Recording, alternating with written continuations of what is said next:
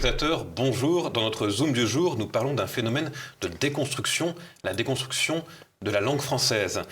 Notre langue est en pleine décadence, anglicisme, néologisme absurde, expressions galvaudées. Notre vocabulaire fortement appauvri est un festival d'ineptie et cette perversion de la langue va de pair avec le déclin de la civilisation. Pour décrypter ce phénomène, nous recevons Isabelle Leymarie. Madame, bonjour. Alors Isabelle Leymarie, vous êtes écrivain et pianiste de jazz. Vous avez écrit de nombreux livres sur la musique, sur le jazz en particulier. Vous avez enseigné dans plusieurs universités américaines et suisses. Vous y enseignez notamment l'histoire du jazz, mais aussi la littérature française. C'est surtout ce point qui va nous aborder. Donc, vous nous présentez le Français d'aujourd'hui, décadence d'une langue, publié aux éditions de Paris, Max Chaleil. Vous y décryptez la décadence de la langue française, tous les barbarismes, néologismes tels que challenge, en charge de, en capacité de, spoiler et autres impactés, sourcés, listés. La liste est longue, c'est le cas de le dire. Cet ouvrage est très utile pour comprendre en quoi la décadence de la langue est l'effet visible d'un déclin de notre civilisation. Mais toutes les civilisations sont mortelles, comme disait Paul Valéry. Il y a une courbe ascendante et il y a une courbe descendante. Comme il y a eu la Haute-Égypte, qui a ensuite a décliné, comme il y a eu le latin, qui s'est transformé en latin de cuisine et puis en français. Et là, j'ai l'impression qu'on est sur la pente descendante du français. Les jeunes lisent de moins en moins, puisqu'ils sont accros au téléphone. Et ça s'en ressent dans la langue. Ils n'écrivent plus non plus. Il y a une enquête qui montrait que les jeunes ne savent plus écrire manuellement maintenant. Ils ont tellement l'habitude du téléphone. Même dans les universités, la grande majorité des étudiants prend ses cours sur ordinateur, sur PC. Oui. Et maintenant, même dans les plus petites classes, on sort la tablette. Et je me souviens, enfant, je lisais pas des mangas, je lisais pas des BD, ça n'existait pas. Je lisais Nerval, je lisais Victor Hugo, dans des feuillets à 10 centimes qu'avait ma grand-mère, vous voyez. Mais on lisait, même les gens qui avaient le certificat d'études écrivaient magnifiquement. Ma grand-mère ne faisait pas une faute d'orthographe, vous voyez. Et elle n'avait que le certificat d'études. Mais elle lisait de la haute littérature. Et moi, j'ai grandi en lisant Nerval, en lisant Chateaubriand, en lisant Victor Hugo, même enfant. Mais même dans un langage simple, on s'exprimait correctement. On s'exprimait très correctement et on avait une belle graphie, on savait écrire. Vous voyez, mon père qui était fils de paysan avait une graphie magnifique. Ma mère qui était d'un milieu modeste écrivait aussi magnifiquement. Elle ne faisait pas une faute d'orthographe. Alors, outre les fautes d'orthographe, ce dont vous parlez longuement dans votre ouvrage, c'est aussi tous les néologismes, les barbarismes. Nous ne savons plus écrire correctement, mais nous avons aussi un vocabulaire terriblement appauvri. Terriblement, oui. Par exemple, je pense ce mot qu'on emploie tout le temps, super. Vous allez au cinéma, c'est super. Vous lisez Baudelaire, c'est super. Vous êtes super fatigué. Et oui, et comme vous le dites, ces néologismes sont très laids. Il n'y a plus d'esthétisme. On pourrait remplacer super par plein d'autres mots. C'est grand, c'est grandiose, c'est magnifique, c'est beaucoup excellent, plus beau. C'est excellent, c'est beaucoup plus beau pour l'oreille. Et puis on a une quinzaine de mots pour exprimer cette admiration. Vous voyez ? Et là, tout est remplacé par super. Mais ce sont des anglicismes très présents dans notre langage, parfois à notre insu. Même dans les titres de la presse, on entend parler d'impacté, par exemple. Non, alors qu'on dit affecté en français. Voilà. On parle de week-end. Bon, ça, je pense que malheureusement, ça fait partie de notre langue aujourd'hui. C'est rare qu'on dise à quelqu'un bonne fin de semaine. Mais je vois, par exemple... de toute façon, toutes les langues se nourrissent d'emprunts, donc c'est normal d'emprunter à d'autres langues et de les assimiler. Mais on emploie des termes anglais quand on a un terme français qui fait bien l'affaire. Par exemple, j'ai eu l'opportunité de le rencontrer. En français, on dit j'ai eu l'occasion de le rencontrer. Parce qu'en anglais, on dit I had the opportunity to meet him. Oui. En fait, autrefois, la langue s'enrichissait d'apports étrangers comme le grec, notamment. En fait, les anglicismes n'apportent pas d'enrichissement, mais plutôt un appauvrissement de la langue. Non, ça peut être un enrichissement dans le sens où il n'y a pas de terme équivalent dans la langue. Le français, artichaut, olive, ça vient de l'arabe. On a emprunté au persan, on a emprunté à l'anglais. Au contraire, ça enrichit une langue. Mais là où il y a appauvrissement, c'est que le français disparaît au profit de mots anglais, alors qu'on a le terme équivalent en français qui fait très bien l'affaire. Si on n'a pas de terme équivalent, oui, c'est normal d'emprunter une autre langue. Oui, mais si on a le mot équivalent, pourquoi utiliser tout le temps un terme anglais? Et alors, comment ce phénomène des anglicismes est-il apparu? Alors, les films et séries, probablement, ont joué un grand rôle. Parce que l'anglais, c'est devenu la lingua franca internationale maintenant, avec les médias, avec les films. Sur les réseaux sociaux, presque tout maintenant est en anglais. Les publicités sont de plus en plus en anglais. On va au snack bar, on va... Pourtant, vous avez vécu alors longtemps aux États-Unis. Est-ce vrai que là-bas, parler français est bien vu chez les Américains? C'est assez paradoxal. C'est bien vu chez une certaine élite, mais pas si vous allez dans le Mid-Ouest, personne ne parle français. On emploie des mots par exemple, comme savoir-faire, c'est un peu chic si vous voulez. Mais c'est chez les gens d'un certain niveau déjà intellectuel. C'est vrai que dans la langue anglaise, il y a eu des apports du français. En fait, beaucoup, énormément. C'est plutôt une tendance qui s'est inversée. Oui. Au Moyen-Âge, par exemple, il y avait presque autant de mots français dans la langue anglaise que de langue anglaise. Par exemple, barbecue, ça vient du français barbe-queue, de la barbe à la queue de l'animal. Ah oui, quoi, et alors, c'est un curieux phénomène de barbecue. Quand en France on parle de barbecue, on parle bien français du coup. Oui, mais parce que c'est un phénomène de va-et-vient. C'est-à-dire, l'anglais, il y avait beaucoup de cuisiniers français à la cour d'Angleterre. Alors, ils faisaient cuire l'animal de la barbe à la queue. Et nous, on a récupéré ça en faisant barbecue et en changeant de sens, oui. Vous nous proposez une liste des nombreux barbarismes de notre langage, alors clivé, flouté, acté. Tout ça, en fait, ça poserait moins de problèmes s'il n'y avait pas avec ça un appauvrissement de notre pensée. Ça reflète un manque de subtilité, un manque de méthode, un manque de clarté dans notre tête. Tout ça. Oui, ça va de pair. Le langage et la façon de penser vont de pair. Si on veut penser mais qu'on ne sait pas exprimer sa pensée, donc on ne peut pas la véhiculer aux autres. Il y a un phénomène très, très intéressant qu'on observe aujourd'hui, surtout chez ceux qui ont, on va dire, jusqu'à 20 ans, ou voire même 25 ans, le phénomène des phrases incomplètes. Oui. C'est lié sans doute à un appauvrissement du vocabulaire. Il y a sans doute plusieurs facteurs. Il y a le fait qu'on parle beaucoup moins oralement. On ne veut plus parler au téléphone, on préfère parler par mail ou par Messenger, WhatsApp, etc. On lit moins, donc on a moins de vocabulaire. Tous ces phénomènes sont liés et fait que maintenant, on n'arrive plus à faire une phrase du début à la fin. On laisse une phrase un peu en suspens, comme si la personne devait deviner nous-mêmes la suite du feuilleton. C'est exact. C'est un phénomène un peu fast-food, si j'ose dire, de la langue française. On fait des phrases de plus en plus courtes. Par exemple, si vous lisez les livres à la mode aujourd'hui, vous verrez que c'est des phrases très courtes. Même des gens qui ont le prix Goncourt, on n'utilise presque plus, par exemple, l'imparfait du subjonctif. Vous ne pouvez pas trouver des phrases comme faisait Proust, où il parle pendant 1 page et demie des asperges en utilisant l'imparfait du subjonctif. D'une manière générale, le gouvernement, plus précisément l'éducation nationale, a-t-elle conscience de ce phénomène? Et selon vous, y a-t-il eu des réformes allant dans ce sens? Écoutez, je ne sais pas, parce que je vis actuellement en Suisse, alors je ne sais pas très bien ce que fait le gouvernement français en matière Mais je crois qu'on avait proposé de réformer l'orthographe, ce qui pour moi est un non-sens, parce que chaque langue a son propre génie. L'orthographe, elle est née de raisons historiques. Le français vient du latin, vient du grec. Et donc, orthographe, par exemple, c'est un mot d'origine grecque, vous voyez. Réformer l'orthographe, moi, ça me paraît un peu stupide. On avait proposé aussi de simplifier certaines tournures. Et je crois que les jeunes, par exemple, ne savent plus utiliser certaines désinences ou tournures verbales. Ça ne s'emploie plus. Et puis surtout, en fait, leurs enseignants accompagnent cette déchéance.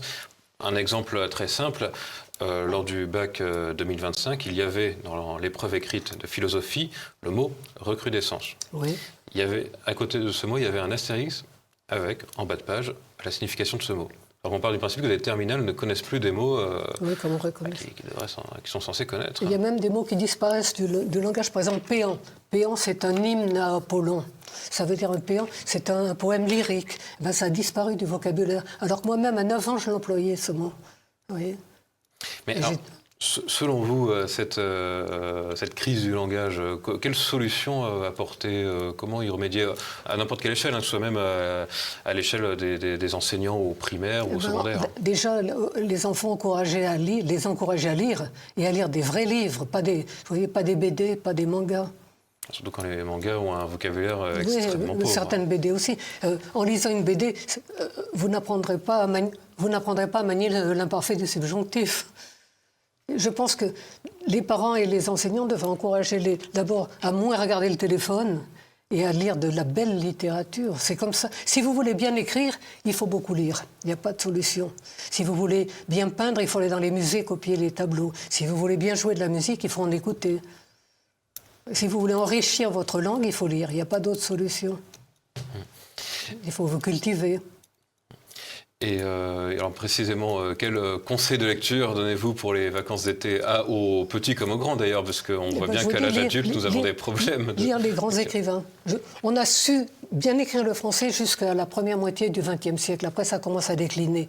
Mais il y a eu un sommet au XIXe siècle, et pas seulement en France, en Russie, en Angleterre. Il y a eu un sommet de la littérature. On écrivait merveilleusement bien.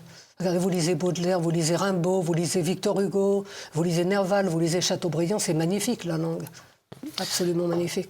Et alors, vous avez parlé de l'Angleterre et de la Russie, est-ce que ce phénomène est aussi observé dans ces mêmes pays?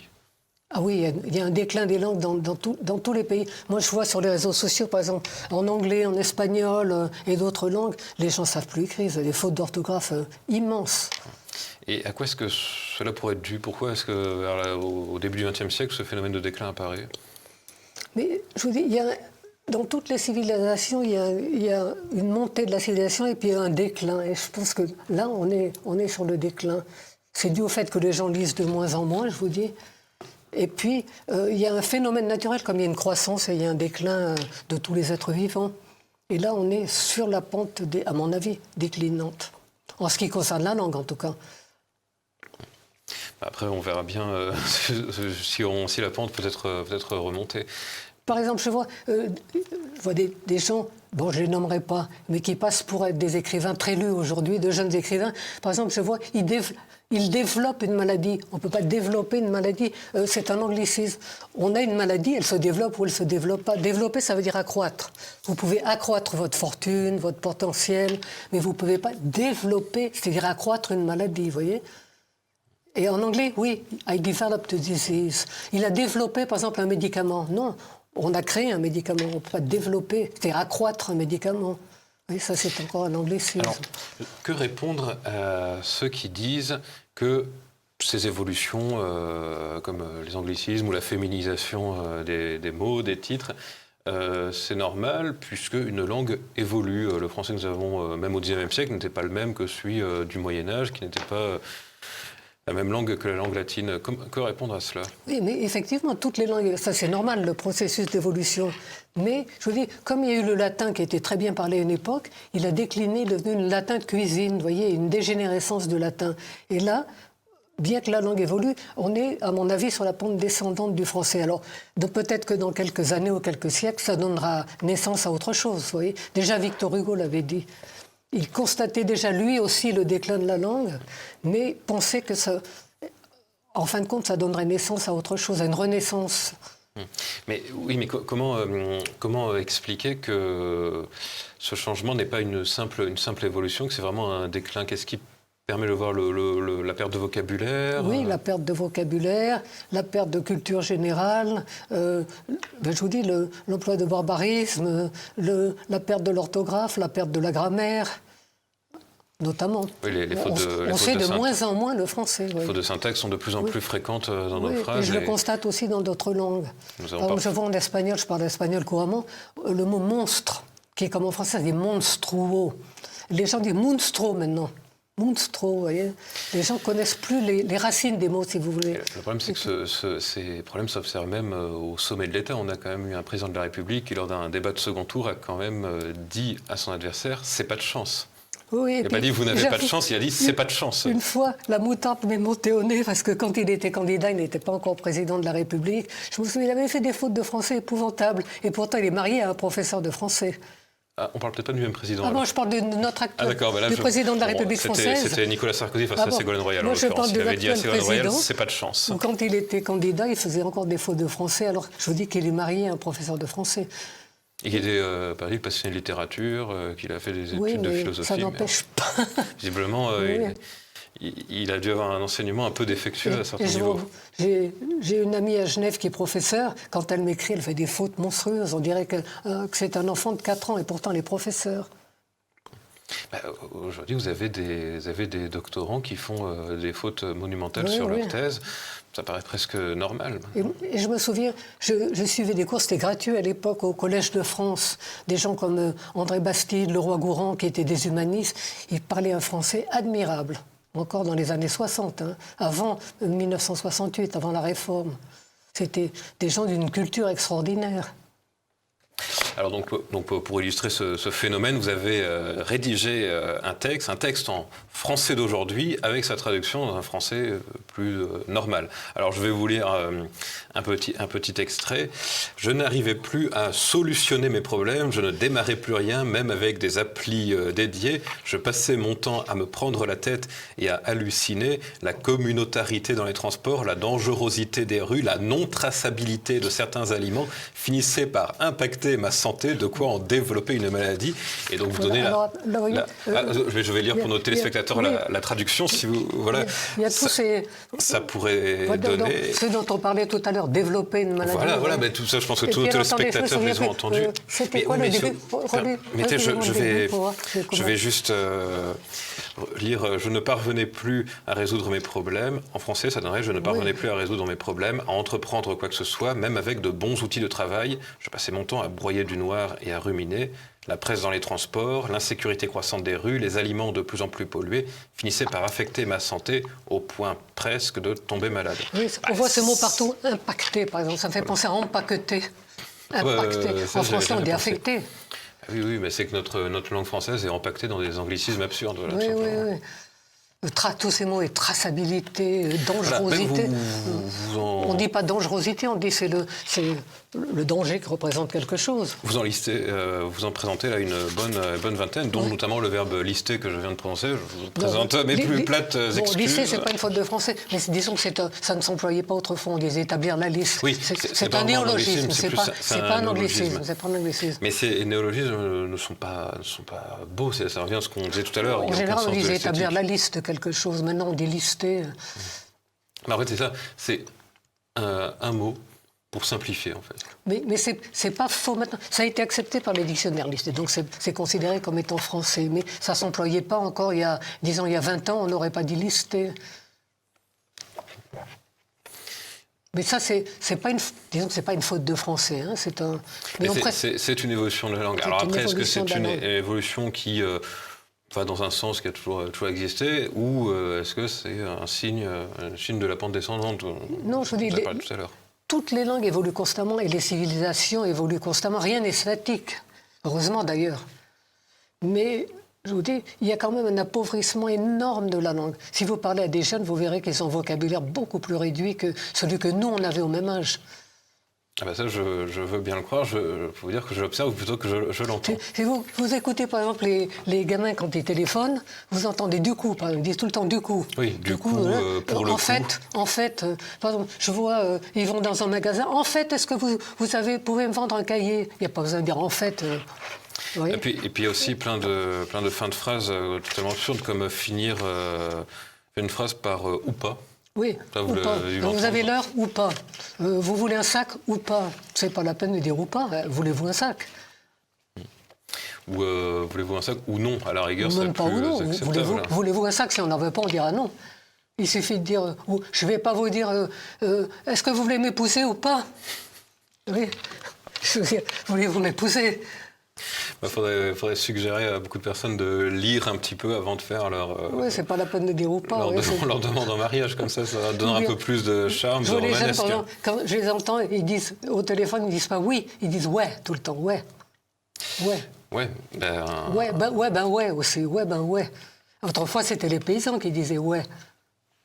Le oui a tendance à disparaître de la langue française. Le fils A ou le frère A. Par exemple, dire le fils de un tel, on dit le fils à un tel. Ah oui, ça se disait aussi autrefois, c'était les paysans ou les gens qui n'avaient pas d'éducation. Donc c'est comme je suis allé au coiffeur. Oui, voilà, c'est la fameuse réplique qu'on entend dans la feuille des grandeurs. On dit je vais chez le barbier et pas au barbier. Oui, je vais chez le coiffeur. Écoutez, en tout cas, merci beaucoup Isabelle et Marie pour votre ouvrage. Donc, je rappelle, c'est aux éditions de Paris Max Chalais, c'est sur la boutique en ligne. Et puis, on n'a plus qu'à vous dire un bon été. Et puis, que pour dire à nos téléspectateurs, lisez. Quels auteurs suggérez-vous en premier? Et je vous remercie de m'avoir reçu et je remercie monsieur et madame Chalais d'avoir eu le courage de publier ce livre. Et je pense que si dans les écoles, les enseignants et les élèves le lisaient, je pense qu'ils prendraient conscience de beaucoup de choses. Eh bien, chers téléspectateurs, au revoir, bon été et puis bonne lecture pendant vos vacances d'été. Et à très bientôt.